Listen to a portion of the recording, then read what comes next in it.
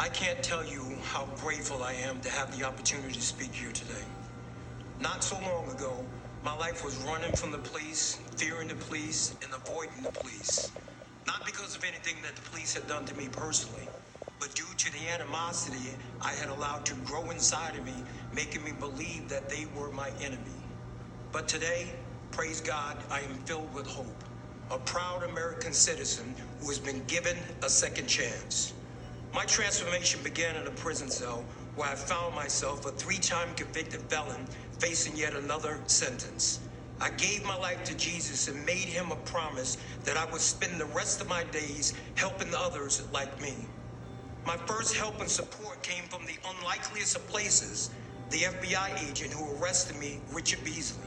He is now a dear friend and has been a source of encouragement to me throughout my entire journey. I am grateful for the men and women of the Las Vegas Metropolitan Police Department who volunteer their time to people who return into our local community after incarceration.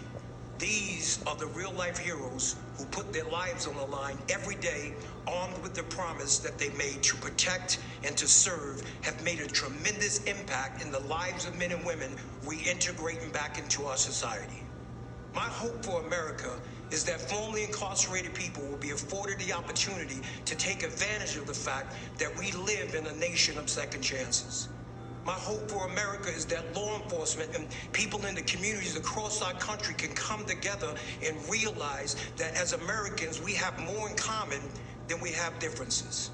My hope for our great nation is to continue on this path we are on of being the most prosperous country in the world. Jacob Blake.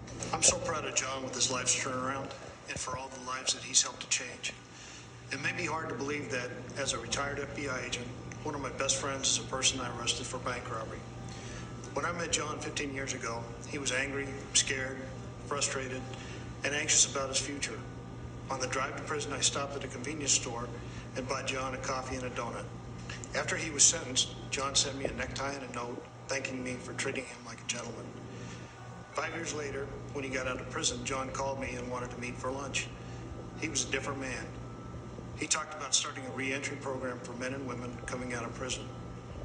Over time, John earned the trust and respect of the law enforcement community, many of whom volunteer in John's Hope for Prisoners program. I'm grateful for President Trump's commitment to criminal justice reform. On February 20th of this year, he was the guest speaker at the Hope for Prisoners graduation. He stayed much longer than scheduled to hand out diplomas to the 29 men and women who graduated that day. What a sight. The most important man in a free world, shaking hands and pledging his administration's support to ex-offenders. Their families were there, the community was there. What a great second chance. I also appreciate President Trump's support for law enforcement. I always felt like I had strong support as an FBI agent, but there's nothing worse than knowing you're being second-guessed when you're doing your job. In certain parts of our country right now, law enforcement doesn't feel like they have the support from their local leaders. What the They're being painted with a broad brush, unfairly, with calls for defunding. Wow. But as President Trump knows, the overwhelming percentage of law enforcement officers are good, smart people, are doing their jobs very well. And they can change the world working with people like John. Get fucked, Thank you. motherfucker. So now I'd like to invite John's wife, Jamie, to join us Yeah, as law I enforcement's grant been John, awesome I'm right not sure you now. know this, Sick, a bro. full pardon. So I don't know if you know that, Fucking Jamie. sick. Come on over No. here.